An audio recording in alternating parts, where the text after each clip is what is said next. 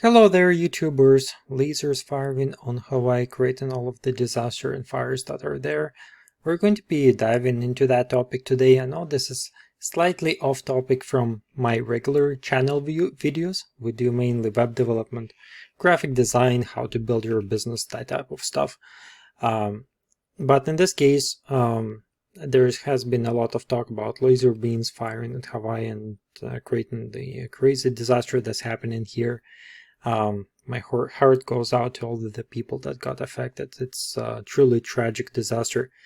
There's going to be a little bit of politics in this release. Also, we're going to be going to a little bit of a scientific discussion here. Why am I doing this? Why am I going a little bit off topic?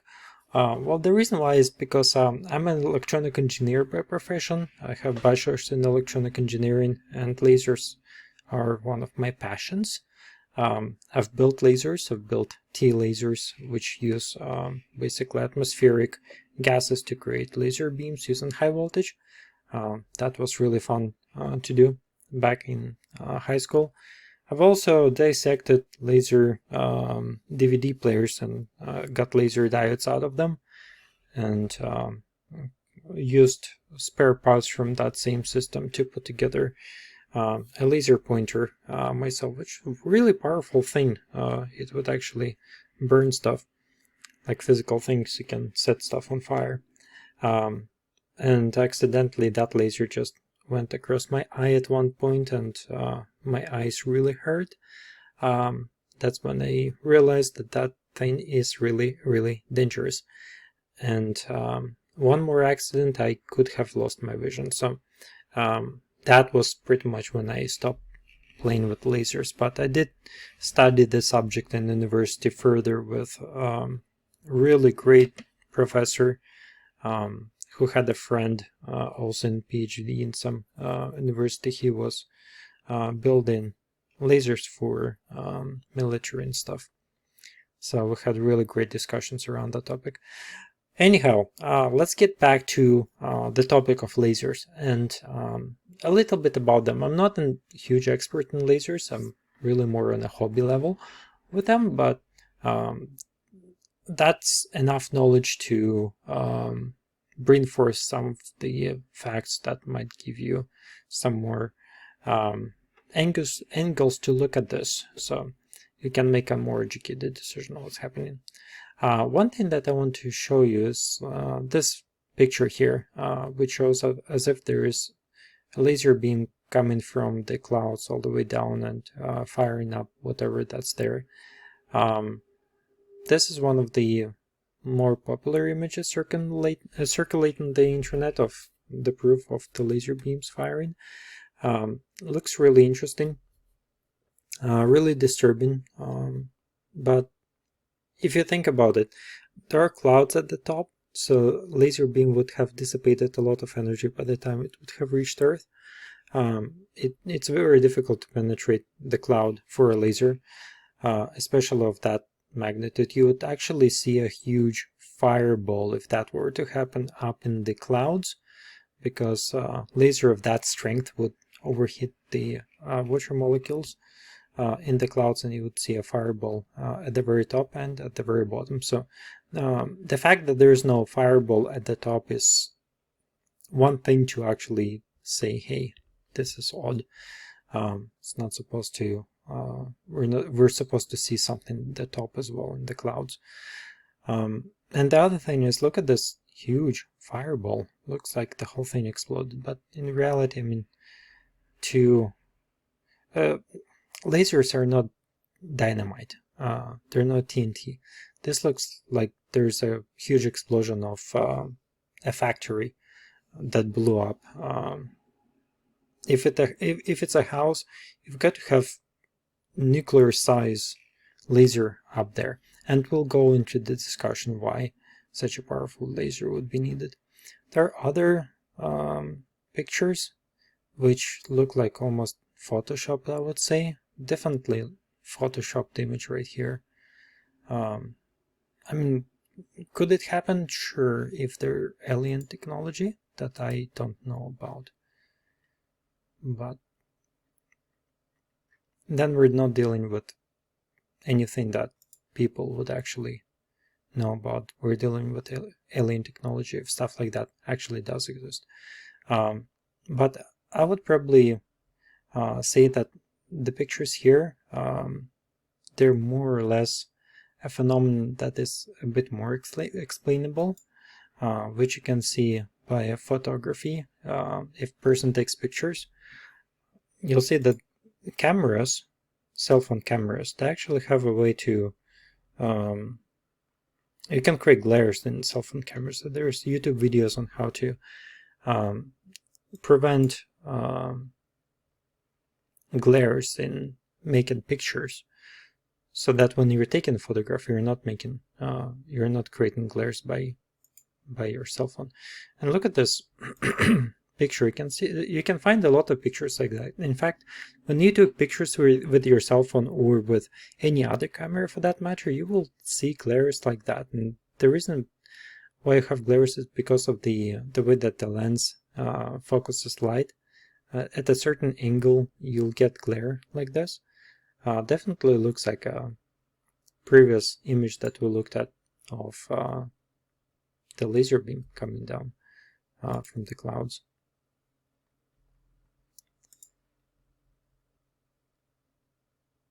So I will let you experiment with this stuff and look through other videos. You can use your cell phone and see if you can recreate the glare effect. Create a campfire and just play with it. See if you can recreate a laser beam coming down to your fire using just your camera. And the thing is that there is a portion to truth to this. Like you can create pictures like that by using cell phone. And a person that doesn't really know about the glares or haven't noticed them before, they would probably think that it could be a laser beam or something like that. So check it out. Now, on a bit of a serious side note, yeah, I really had to put a lot of resources on Google to put this together for you on the laser beam calculation. We can actually measure how much energy would get delivered from space over to Earth by using laser calculator, which is run on basic formulas that scientists usually use to calculate nature of laser beams and how far they travel and how much energy they deliver and what is the divergence, etc. So let's play around with this a little bit just to show you what's happening. So I googled a couple of things. So the 2000 meters here, that is the distance from Earth to low orbit. Obviously, if it's a satellite, that's creating all of this stuff, it has to be in the orbit. And in this case, the distance from Earth to low orbit is 2 kilometers, 2000 meters. So that's what we're using for the distance. Now, the power of laser, we need to figure out how much energy it would require. Now, consider International Space Station. It is the biggest flying object on around the Earth right now, well, apart from the moon. It has probably the biggest solar panels, and also you can actually see it from Earth because the solar panels are so huge, and it's very much visible. You can find it with telescope, no problem. I've actually seen it a couple of times, even like with binoculars, because it's massive. So I would not expect this thing, this laser beam weapon, to have more solar panels than the International Space Station, because otherwise it's going to be very much visible. So to figure out how much energy that thing can accumulate, we need to look into how much energy the space station is generating, because that's pretty much our upper limit, and it's generating well, 90 kilowatts. Let's just go with 90 kilowatts. And we need to convert 90 kilowatts to milliwatt range because of our calculator. So we're going to be doing 90 kilowatts. This is 9 and 7 zeros after that. So that's what we'll plug in here. 9, 1, 2, 3, 4, 5, 6, 7. Okay, that's our 90 kilowatt power laser. Assuming 100% delivery of that energy to the actual laser beam. Of course, you can have capacitors that will store energy and batteries. So this might be a little bit bigger, but you'll see how crazy of a number we'll get. And also we have another thing, is that the laser divergence measurement, basically how the laser separates. And we need to actually find what is the best achieved laser divergence.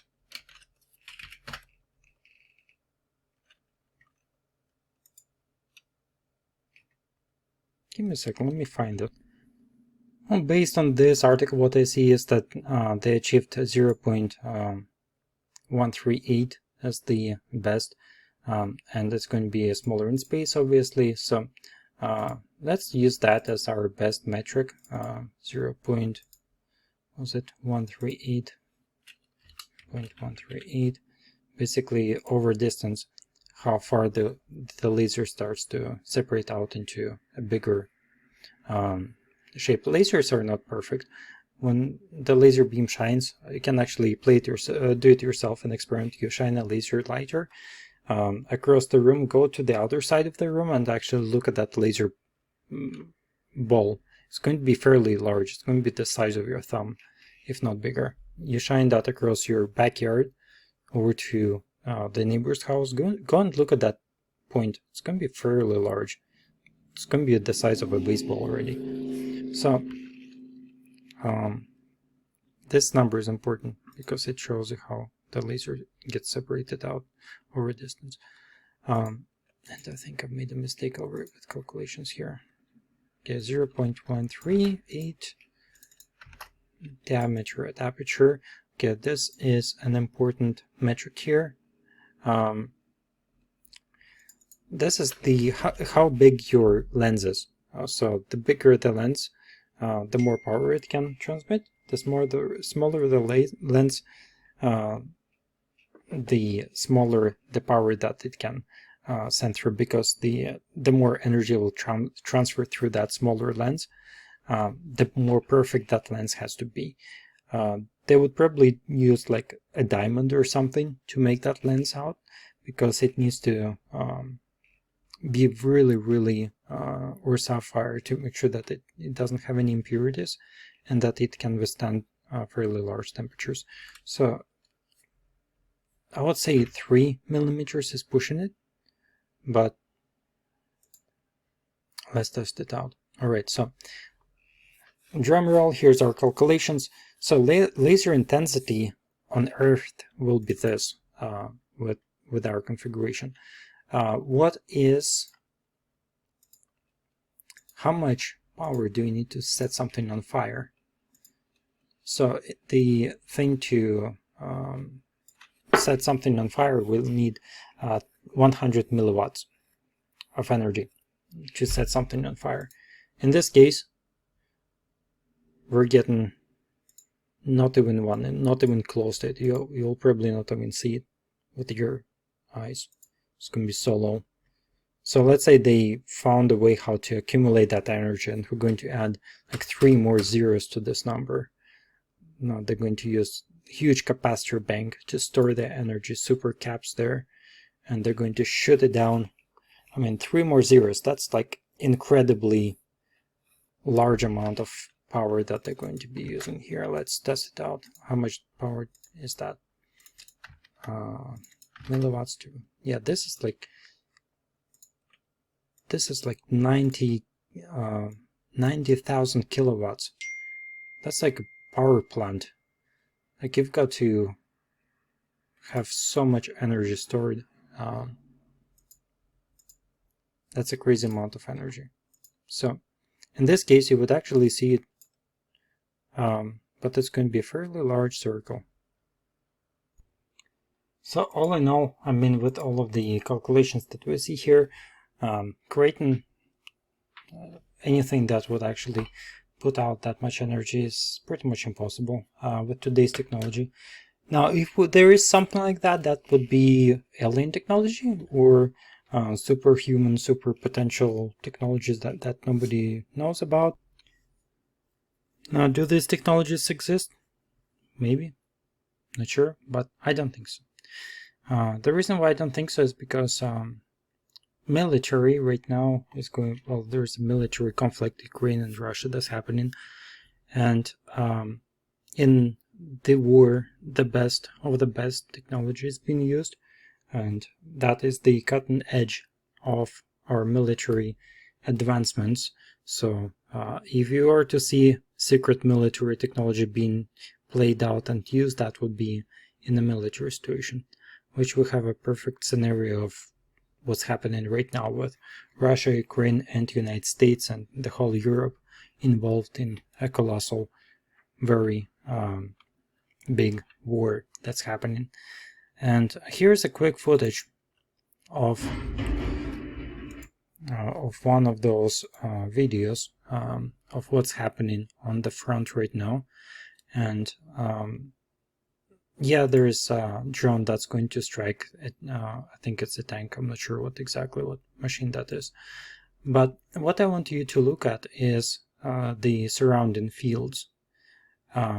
So the main line, I guess, where stuff is happening is along this road, as well as the small stretch of woods there in the background. But look at those holes all around this perimeter. There's crazy amount of explosions that happened in the middle of the field. Now, was there something in those specific locations? No, there wasn't. So in order for them to actually shoot in the right location, they would have to calibrate their cannon. So they would actually make 1 or 2 or 3 shots before they would actually hit their target. And in that case, what's happening is we have a huge field over a course of several months of fighting, that everything is pretty much entrenched in the holes that we see here. So this is our best military technology. You can see that it's completely unprecise. It's pretty much almost World War II level. Let's get back to a couple of other things. There was a footage of what's happened in Hawaii before the whole thing started. Here's one of the videos that was circulating internet at one point. This is before the stuff ignited. You can see a huge storm. Power lines were going down. And the thing is that the audio behind this video is that the power lines are actually still running. They're not shut off. So there's still electricity going through them. You can imagine how many sparks this would create. And there's a lot of dead grass over here, so there is a very good likelihood of the stuff catching fire if a power line were to short out. Now there's another one here. This is the video of this is actually 2 days before the town was burned down of Lehigh. I was actually there. I was in Lehigh, not during the fire, of course, but 3 or 4 years ago. But look at this. This is a couple of days before the whole thing just burned down. And the guy said, well, we called fire company, and they're still not here. And what caused it is the power lines. The power lines dropped, they sparked, and that created the fire that we see here. And nobody was attending to this fire. And this guy saying in the background that, hey, we're still waiting for a fire company to arrive, but that house is almost burning down. This is 2 days. 2 days before the whole thing burned down. So from what I see, this is First of all, the authorities didn't really make their effort to extinguish the fires when they started happening. And the second thing is that, yeah, you can see the power pole. Did you see that right there? Let's see if I can pause it. Yeah, there's the down power line. The thing is smoking all around it. So there is no conspiracy on this one. I want to see that people are not responsible enough, or at least the government didn't have the right resources to put out the fires when they started. The more sensible thing would probably be to make control burns to remove all of the dry vegetation. That would actually help the earth rejuvenate. But another last video clip here, Biden being asked about what he thinks about Hawaii and the casualties that's happening here, and he's off to, I think, 1 week off somewhere in the lake, smiling as he goes. Yeah, not a very good management of a country, unfortunately. And they also actually sent out $700 per household offering relief. What you're gonna do with $700? Buy a loaf of bread or something? I mean, seriously.